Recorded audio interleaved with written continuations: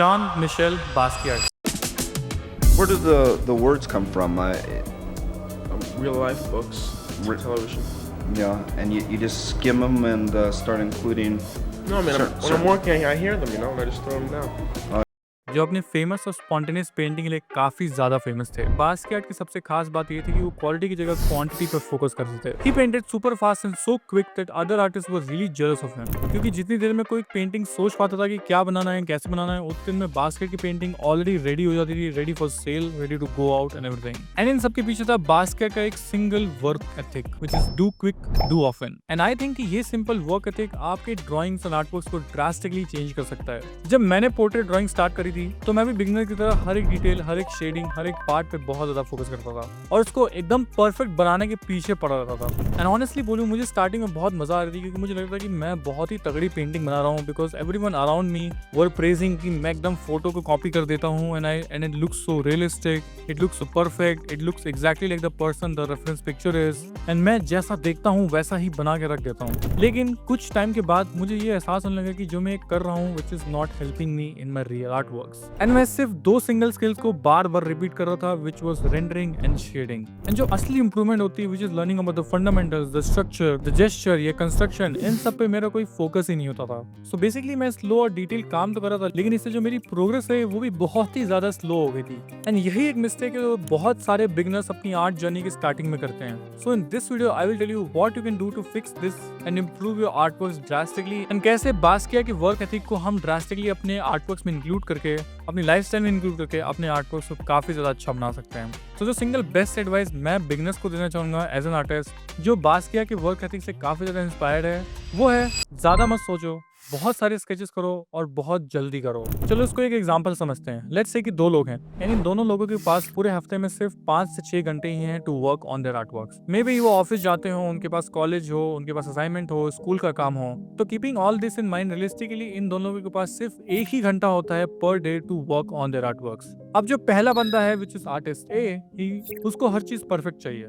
So he is doing one big commission, एक एक बाल, एक एक शैडो इसको वैसे ही चाहिए जैसे कि रेफरेंस पिक्चर में है। वो पूरा टाइम सिर्फ एक ही ड्राइंग को परफेक्ट बनाने में लगा देता है। वहीं जो हमारा दूसरा आर्टिस्ट है विच इज आर्टिस्ट बी, उसको परफेक्शन का कोई प्रेशर ही नहीं है। उसका फोकस सिर्फ इतना है कि फेस का जो स्ट्रक्चर है, जो लाइट एंड शैडो की वैल्यूज है, लाइटिंग कहाँ से आ रही है, कहाँ पे स्ट्राइक कर रही है, वो बस उन सारी चीजों को ऑब्जर्व करना चाहता है एंड अपनी आर्टवर्क्स में निकालना चाहता है। ही डजंट केयर अबाउट कि जो हेयर्स हैं वो कितने रियलिस्टिक लग रहे हैं, जो रेफरेंस पिक्चर के मुंह पे मूछें हैं वो कितनी रियलिस्टिक लग रही हैं। All he cares about structure, light and shadow. तो एंड के वीक में जो आर्टिस्ट ए है उसने शायद ही पूरी स्केच कंप्लीट करी होगी, because he is going after each and every detail. And जो आर्टिस्ट बी है, may be he could have completed around 3 to 4 art works by the end of the week, and वो भी काफी different angles और references से। वहीं जो artist ए है वो सिर्फ अभी एक ही रेफरेंस पे अटका हुआ है, एक ही एंगल पे अटका हुआ है एंड एक ही पोस्चर पे अटका हुआ है। नाउ थिंक किसने ज्यादा सीखा होगा? Clearly artist B is the one who is winning here, क्योंकि एक वीक में उसने ज्यादा आर्टवर्क्स बनाई हैं, ज्यादा बार मिस्टेक्स की हैं, ज्यादा बार फेल हुआ है,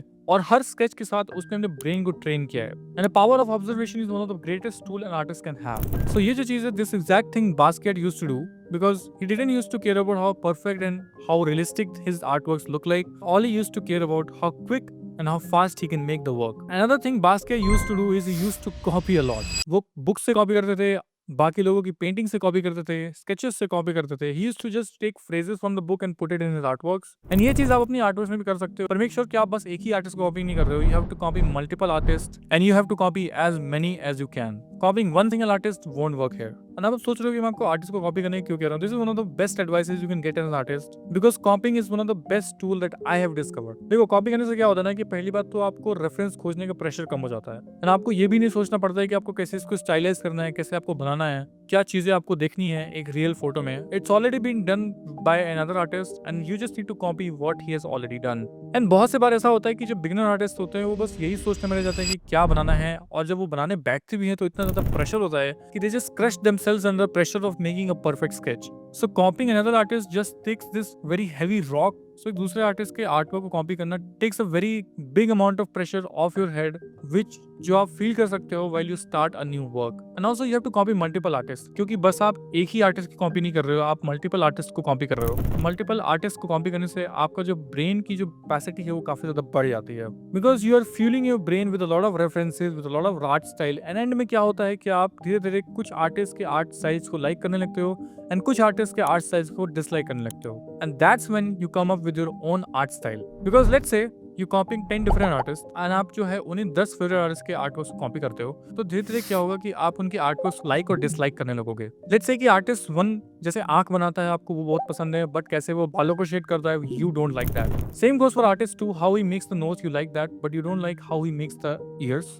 मे बी. सो धीरे धीरे आप क्या करोगे कि जितने भी 10 डिफरेंट फीचर्स हैं, ये डिफरेंट डिफरेंट आर्टिस्ट से लेकर के आप अपनी आर्ट वर्क में कंबाइन कर दोगे. And that's when you come up with your own art style. Khair, let me know in the comment section what do you guys think about this trick and did it really help you or not. And I'll see you in the next one. Till then, peace out.